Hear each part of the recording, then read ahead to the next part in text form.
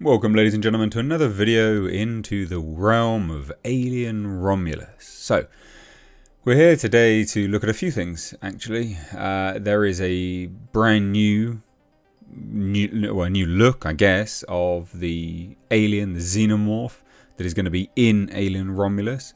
I wouldn't say consider this a spoiler at all. We do kind of know what the alien looks like, but it is interesting. We have an advertisement on IMDb that has led to a full image of the Xenomorph. So it's a new look of the Xenomorph. It's actually, we've seen part of this poster already, but this is now a wider shot, which includes the Xenomorph's body as well. Don't know whether this is completely legit or not. It looks like it is legitimate, and again, it does come from IMDb, although that's not a given, right? It's not the be-all and end-all of posters, but we'll take a look at that.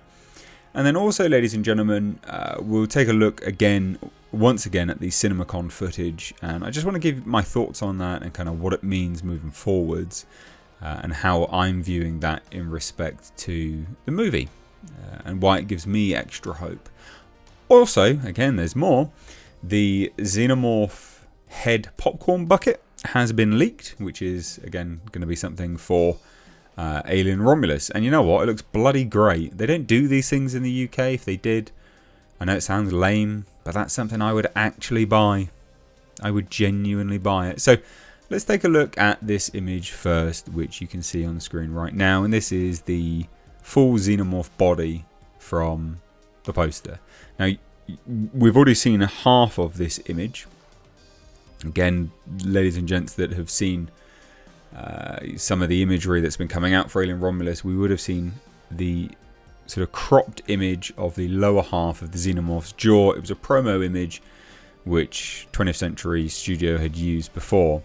Now again, IMDb is not the be-all and end-all, but it looks kind of legitimate. And so you can see the Xenomorph's body attached to it as well. This again could be art. It could be art. I can't independently verify this. But if this is true, this looks great. This is again just a wider shot of the entire body that we'd already seen before. I think this looks great if this is true, if this is legit. We can see a very traditional looking Xenomorph, very Big Chap-esque. Big Chap, for those that aren't aware, is the original Xenomorph in the original movie. It's the nickname that everyone had for the costume on set. The whole Xenomorph was called the Big Chap. Yes, it sounds British. It was British, so yes, makes sense. It's a great shot. Again, it is very Big Chap-esque with the, I guess, the sort of head crest sort of plating over the front, which we've only ever seen, or initially saw anyway, on the Big Chap. If this is legit, this is good. Now, I think we'll shuffle on quickly to and this is why I think it might be legit, is if we go, look, here's the Xenomorph Head popcorn bucket. It looks the bloody same, doesn't it? What a cool thing. How cool is this? Isn't this cool? I think this is brilliant.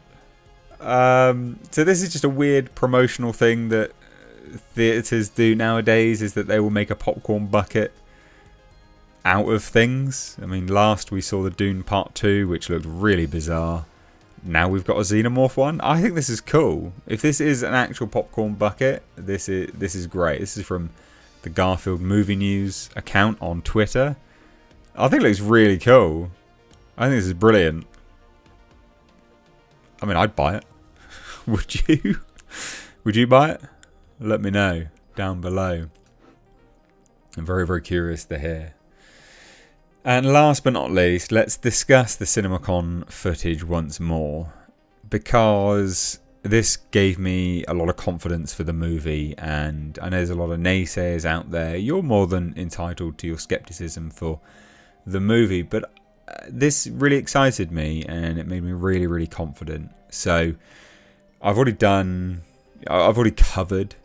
the Cinemacon footage itself, but I want to break down some bits and pieces and I guess discuss some stuff as to why certain things were so good, and why I liked it so much.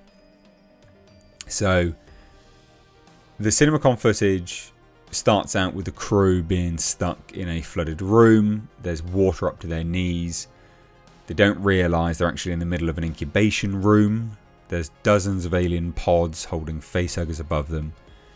And essentially what happens is the alien pods activate, release the facehuggers into the water, and the crew is all attacked. Now, what I really like about this is it shows the facehuggers again being very tactical. Some of the crew, there's an attempt for the facehuggers to drown the crew with their tails. That's incredible. That's absolutely brilliant. Again, it shows a high level of intellect with facehuggers. We'd sort of seen that in Aliens. We had sort of seen this highly sort of intelligent nature, or even instinctual, we don't know what it is, but we'd seen that almost in Aliens before, in the room with Ripley and Newt. The sort of creeping, the lurking, getting ready to pounce and strike. So I really like that. I think it's true to the lore and the canon of Alien. Now, one of the things which I took home to me as the absolute best part of this, and it's the best part of all of this footage description, and it's the puppetry.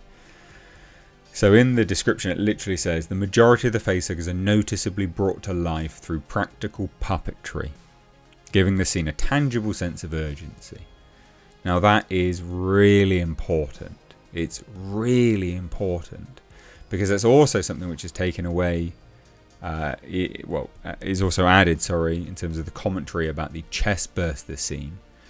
Apparently, in that scene itself, the chest burster, it breaks its way through the crew member's body, and there's sort of lingering shots on the chest burster, and you can see that it's very much practical. It's you're looking at the details of it, something which we hadn't seen for a long time.